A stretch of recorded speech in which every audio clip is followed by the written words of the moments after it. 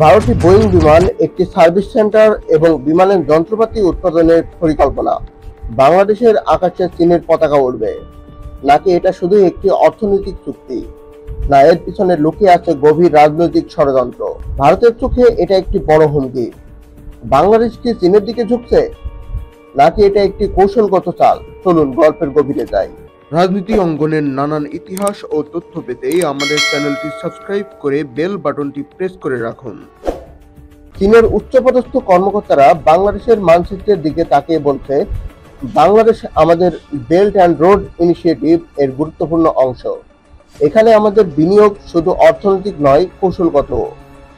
বাংলাদেশের বিমান শিল্পে গড়ে তুললে আমরা দক্ষিণ এশিয়ায় আমাদের প্রভাব আরো বাড়াতে পারবো। ভারতকে ঘিরে ফেলার এটাই সেরা উপায়। চীনের পরিকল্পনা স্পষ্ট, তারা বাংলাদেশকে তাদের অর্থনৈতিক ও প্রতিরক্ষা নেটওয়ার্কের অংশ বানাতে চায়, কিন্তু এর পিছনে লুকিয়ে আছে আরো গভীর ষড়যন্ত্র। বাংলাদেশের আকাশে চীনের বিমান উড়লে ভারতের জন্য তা হবে এক মহা চিন্তার কারণ। ভারতের পররাষ্ট্রমন্ত্রীর গভীর মুখে বলেছেন, বাংলাদেশ চীনের দিকে ঢুকছে, এটা আমাদের জন্য বড় হুমকি। যদি বাংলাদেশ চীনের বিমান শিল্প গড়ে ওঠে, তাহলে আমাদের নিরাপত্তা ঝুঁকিতে পড়বে। আমরা বাংলাদেশকে চাপ দিতে হবে যাতে তারা চীনের দিকে না ঝোঁকে। ভারতের চিন্তা স্পষ্ট, তারা চায় না বাংলাদেশ চীনের কাছাকাছি আসুক, কারণ বাংলাদেশের সাথে চীনের সম্পর্ক ভারতের জন্য কৌশলগত হুমকি।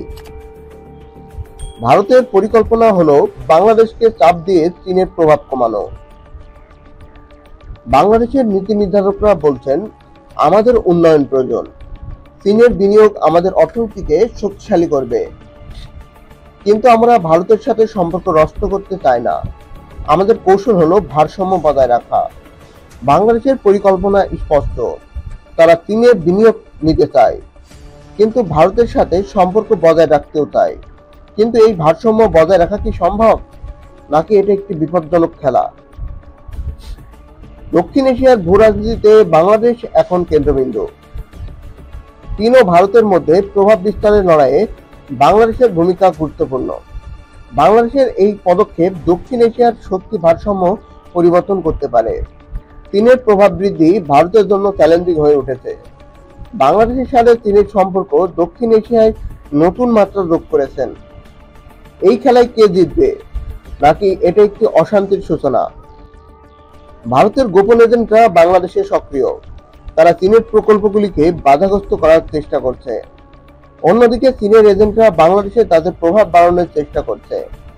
এই ষড়যন্ত্রের জালে বাংলাদেশ কিভাবে নিজেকে রক্ষা করবে? এই গোপন যুদ্ধে বাংলাদেশের ভূমিকা কি?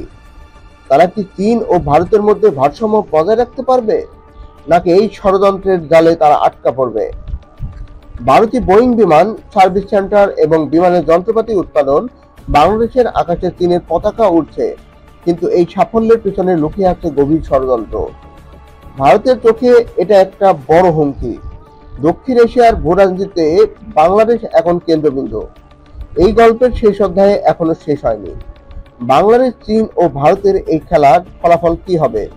দক্ষিণ এশিয়ার ভবিষ্যৎ কি দিকে মোড় নেবে? এই প্রশ্নের উত্তর সময় দিবে। আপনাদের মতামত জানান কমেন্টে। যদি ভিডিওটি ভালো লেগে থাকে তাহলে লাইক, কমেন্ট এবং শেয়ার করতে ভুলবেন না। আর আমাদের চ্যানেলটি সাবস্ক্রাইব করে বেল বাটনটি অন করে রাখবেন।